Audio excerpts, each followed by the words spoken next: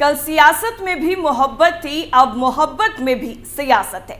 ख्वाजा साजिद की लाइनें आज की राजनीति के लिए बिल्कुल फिट बैठती हैं। आज की राजनीति को समझ पाना बेहद ही मुश्किल है, क्योंकि कौन आपसे किस मतलब से जुड़ा हुआ है और कब उसका काम पूरा होते ही वो आपको छोड़कर चला जाएगा पता ही नहीं चलेगा। कांग्रेस के साथ भी आजकल यही हो रहा है, क्योंकि राजनीति में रहना है तो सत्ता और पावर जरूरी है। लगातार कांग्रेस को एक के बाद एक जोरदार झटके लग रहे हैं। अब कांग्रेस के लिए एक ऐसी मुसीबत ने दस्तक दे दी है जिसे चाहकर भी कांग्रेस रोक नहीं सकती, क्योंकि लगातार पार्टी से दिग्गज नेताओं के जाने का सिलसिला जारी है और ऐसे में एक और नेता का नाम शामिल हो गया है जिसने कांग्रेस की रातों की नींद उड़ा दी है। नमस्कार, मैं हूं आपके साथ साइमा और आप देख रहे हैं कैपिटल टीवी का खास शो टर्निंग पॉइंट। तो क्या कुछ है पूरा मामला और क्यों पार्टी से नेताओं के जाने का सिलसिला थम नहीं रहा है, सब कुछ आपको एक एक करके बताते हैं।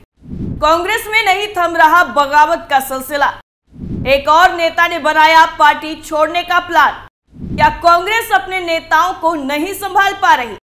3 विधायकों के साथ दिग्गज नेता छोड़ेगा पार्टी। लोकसभा चुनाव से पहले ही कांग्रेस पार्टी को छोड़ने का सिलसिला जारी है, जिसने कांग्रेस की रातों की नींद उड़ा दी है। अब इस लिस्ट में एक और नाम जुड़ गया है जो कांग्रेस के लिए गहरा सदमा देने की तैयारी कर रहा है, और वो कोई और नहीं बल्कि कांग्रेस के करीबी और दिग्गज नेता नवजोत सिंह सिद्धू हैं, जिनको लेकर ये दावा किया जा रहा है कि नवजोत सिंह सिद्धू भी 3 विधायकों और कई नेताओं के साथ कांग्रेस पार्टी को अलविदा कह सकते हैं। तो चलिए बताते हैं कि इसके पीछे की इनसाइड स्टोरी क्या है।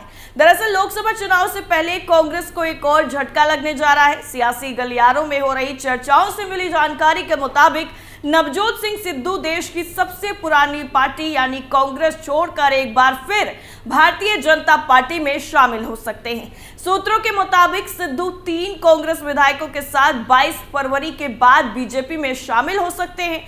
जैसे ही सियासी गलियारों में इसकी चर्चाएं होने लगी तो कांग्रेस पार्टी के नेताओं की दिल की धड़कनें भी काफी तेज हो गई और उन्हें डर सता रहा है कि कहीं अब नवजोत सिंह सिद्धू भी पार्टी से किनारा न कर लें।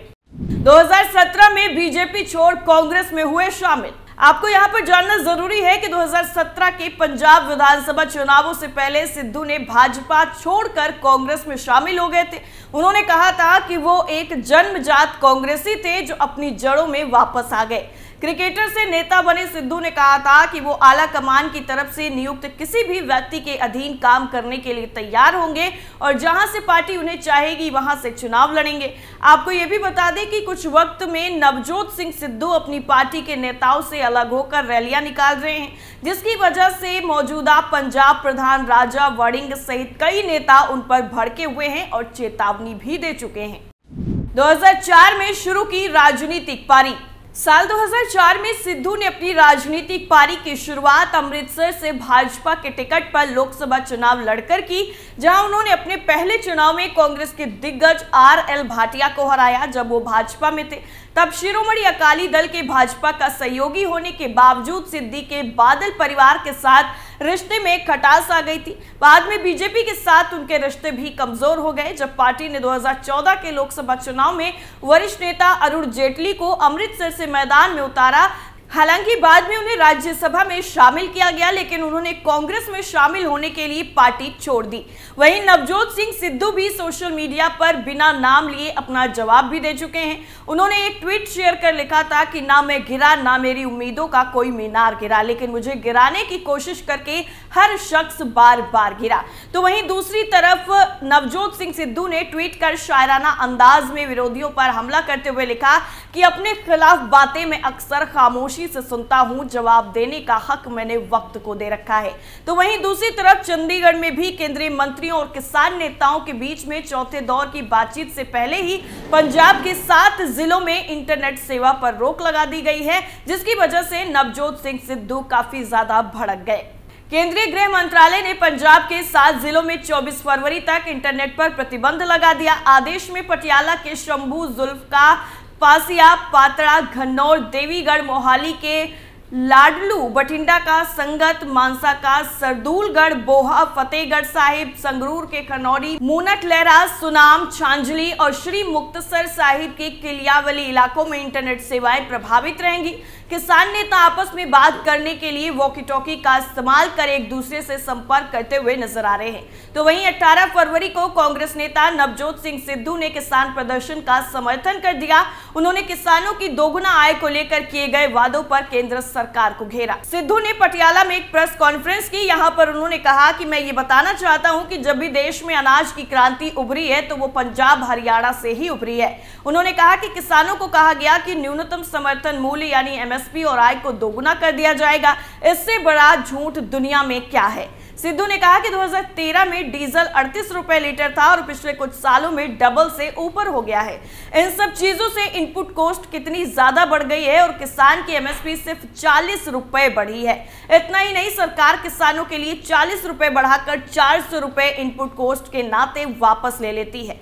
पिछले कुछ सालों में किसानों की लागत बढ़ गई है और किसान की कमाई कम हुई है। जब से बीजेपी सरकार बनी है तब से सरसों का तेल दोगुना हो गया है। गैस सिलेंडर का दाम देखिए कितना ज्यादा बढ़ गया है कि गरीब के लिए हर चीज महंगी होती जा रही है। किसानों और केंद्र सरकार के बीच वार्ता में पंजाब के मुख्यमंत्री भगवंत मान की मध्यस्थता पर पंजाब भाजपा अध्यक्ष सुनील जाखड़ ने सवाल उठाए हैं। जाखड़ ने भगवंत मान का नाम लिए बिना ही कहा कि बातचीत में मध्यस्थता करने वालों के निहित स्वार्थ हैं और उन्हें मुद्दों को सुलझाने में कोई दिलचस्पी नहीं है। आगे उन्होंने कहा कि मध्यस्थों ने खुद सत्ता में आने पर फसलों पर एमएसपी देने का वादा किया था। तो वहीं किसानों को दिल्ली मार्च से रोकने के लिए हरियाणा सरकार की तरफ से की गई सुरक्षा व्यवस्था को उन्होंने सही ठहराया। इतना ही नहीं, एक तरफ तो नवजोत सिंह सिद्धू किसानों के समर्थन में आ गए तो वहीं दूसरी तरफ कुछ और नेताओं के कांग्रेस में छोड़कर बीजेपी में जाने की चर्चाएं भी लगातार होती हुई नजर आ रही हैं। बीजेपी ज्वाइन करने की खबरों के बीच में कमलनाथ को लेकर अब नई जानकारी भी सामने आ गई है। दरअसल संभावना ये जताई जा रही है कि कमलनाथ खुद बीजेपी ज्वाइन नहीं करेंगे, लेकिन उनके बेटे नकुल नाथ जरूर बीजेपी में शामिल हो सकते हैं। इन नामों के साथ ही एक नाम और भी चर्चाओं में है और वो है कांग्रेस के नेता मनीष तिवारी, जिनको लेकर कहा जा रहा है कि वो भी कांग्रेस को छोड़ने वाले हैं। तो वहीं ये भी संभावनाएं जताई जा रही हैं कि कमलनाथ विधायक पद छोड़ सकते हैं, साथ ही खुद को राजनीति से भी दूर कर सकते हैं। इससे उम्र के इस पड़ाव में विचारधारा छोड़ने की तोहमत से भी वो बच जाएंगे। तो वहीं छिंदवाड़ा और भविष्य यानी नकुल नाथ बीजेपी को मिल जाएंगे। तो वहीं दूसरी तरफ बात की जाए खुद कमलनाथ की, तो फिलहाल उन्होंने इस बात पर कोई स्पष्ट रूप से जवाब नहीं दिया है। उन्होंने बस इतना कहा है कि उनकी किसी भी पार्टी से बातचीत नहीं हुई है। दरअसल आपको बता दें कि कमलनाथ और नकुलनाथ दिल्ली में मौजूद हैं और इस दौरान उन्होंने बीजेपी में शामिल होने के सवाल को लेकर मीडिया से बातचीत में कहा कि मैंने कल ही कहा था कि अगर ऐसी कोई बात होगी तो मैं सूचित करूंगा। मेरी कहीं कोई बात नहीं हुई है, मैं 13वीं में जा रहा हूं। कमलनाथ के बयान के बाद कांग्रेस नेता दिग्विजय सिंह ने कहा कि मेरी कमलनाथ से चर्चा हुई है, वो पार्टी को नहीं छोड़ रहे। तो वहीं दूसरी तरफ मध्य प्रदेश के कांग्रेस प्रभारी जितेंद्र सिंह ने भी कहा है कि जिस तरह से कमलनाथ ने संगठन में काम किया है और जिस तरह से कांग्रेस से उनका पुराना रिश्ता है, मुझे नहीं लगता कि वो कांग्रेस छोड़कर जाएंगे और किसी दूसरी पार्टी में शामिल होंगे। लेकिन अगर बात की जाए कमलनाथ के करीबियों की, तो उन्होंने जरूर उनके कांग्रेस छोड़ने की आशंका को पुख्ता कर दिया है। कमलनाथ के करीबी और पूर्व विधायक दीपक सक्सेना ने कहा कि कांग्रेस पार्टी की तरफ से लगातार कमलनाथ की अपेक्षा की जा रही है। सोनिया गांधी से बात होने के बाद भी उन्हें राज्यसभा नहीं भेजा गया।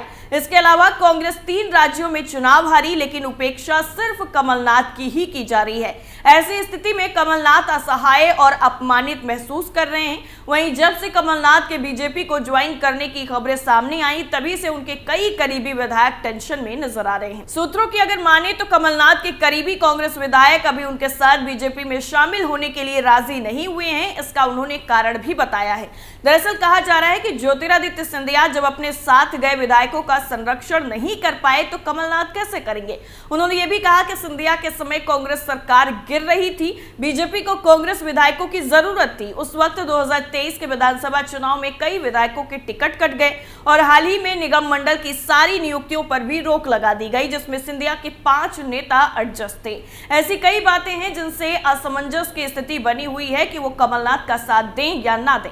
कांग्रेस विधायकों ने कहा कि कमलनाथ अब अपने करियर के अंतिम पड़ाव पर हैं, तो दूसरी तरफ उनके बेटे नकुलनाथ भी इतनी क्षमता नहीं है कि वो हमें संरक्षण दे सके। लेकिन अब देखना ये होगा कि क्या जो कयास कांग्रेस नेताओं को लेकर लगाए जा रहे हैं वो सच साबित होते हैं और लोकसभा चुनाव से पहले कांग्रेस पार्टी को एक के बाद एक जोरदार झटके लगते हैं।